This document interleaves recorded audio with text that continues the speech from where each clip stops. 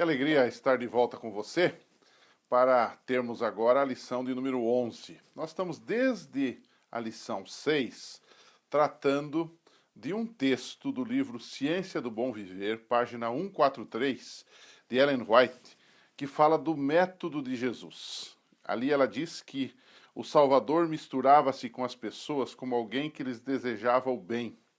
Atendia-lhes ou ministrava-lhes as necessidades, granjeava-lhes a confiança e depois dizia: vem e segue-me.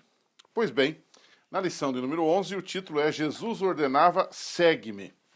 E a pergunta que está no ar é a seguinte: como nós podemos hoje ajudar as pessoas a seguirem a Jesus? O primeiro passo que é basilar para tudo isto é você entender que nós somos instrumentos de Deus. Portanto, sendo instrumentos para que pessoas distingam a voz do bom pastor chamando-as. João capítulo 10, está na lição, trata desta questão. Quando Jesus diz que ele é o bom pastor e que as ovelhas ouvem a sua voz. Ou seja, nós também temos que ser esse instrumento que ajude o bom pastor, que ajude as ovelhas a entenderem a voz do pastor. Isso é evangelismo. Agora, claro que para que tudo isso aconteça, nós precisamos nós mesmos reconhecer a voz do pastor. Nós mesmos precisamos ser ovelhas desse pastor. Então, fica bastante claro aqui que a base de tudo é a nossa vida com Deus, é a nossa intimidade com Deus, e a partir daí nós vamos sentir o desejo ardente de falar às outras pessoas e também convidá-las para que elas sigam a Jesus. Nós também devemos aqui, para que isso se cumpra, há um passo muito importante. Nós temos que cumprir o método de Cristo. E qual é o método de Cristo? Não é simplesmente chegar à pessoa e dizer assim: você precisa abandonar os teus pecados e seguir a Jesus. Essa é uma forma de apelo direta, mas que deve ser feita depois.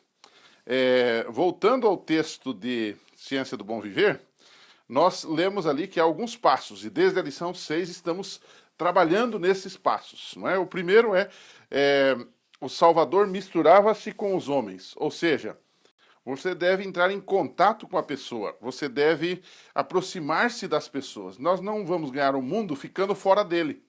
Às vezes nos separamos no nosso próprio ambiente e esquecemos que há um mundo a ser ganho. Então, aproximar-se do povo, misturar-se com o povo, claro que não nos seus pecados, né?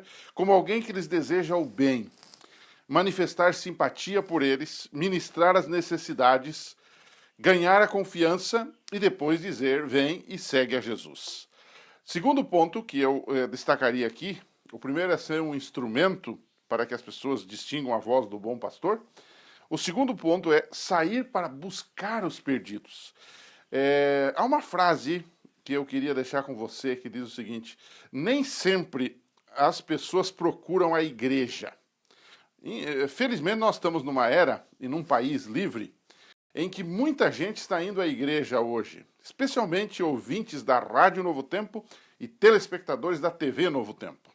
Mas isso nem sempre é assim.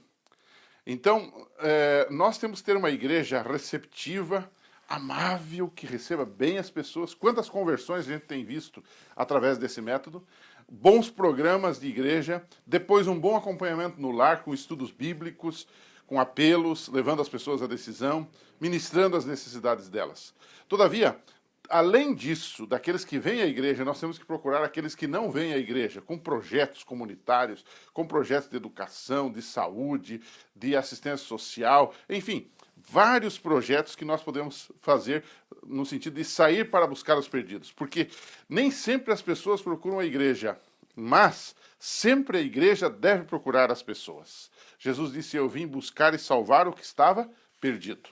Terceiro ponto: cada membro da igreja deve ser desafiado a estabelecer uma ponte de amor e amizade para conquistar os pecadores para Cristo. A velha frase de Mark Finley tem sentido: nós ganhamos os amigos, não os inimigos para Cristo.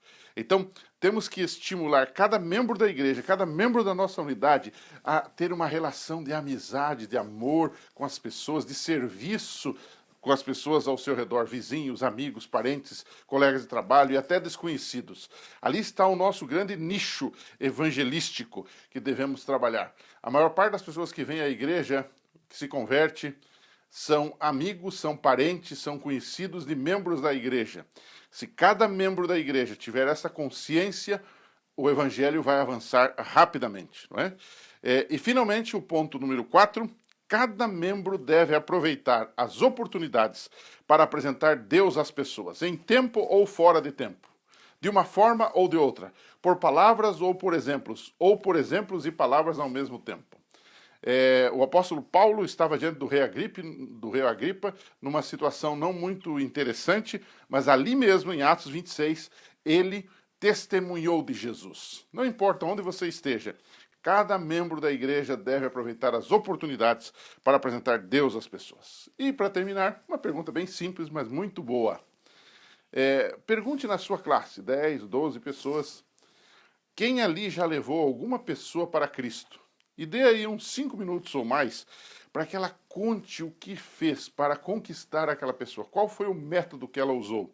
E isto pode ajudar a estimular, a motivar os demais membros ali da sua classe. Portanto, que Deus lhe abençoe e que você tenha, de fato, uma lição muito abençoada e muito produtiva hoje na sua unidade. Que Deus o abençoe. Um abraço.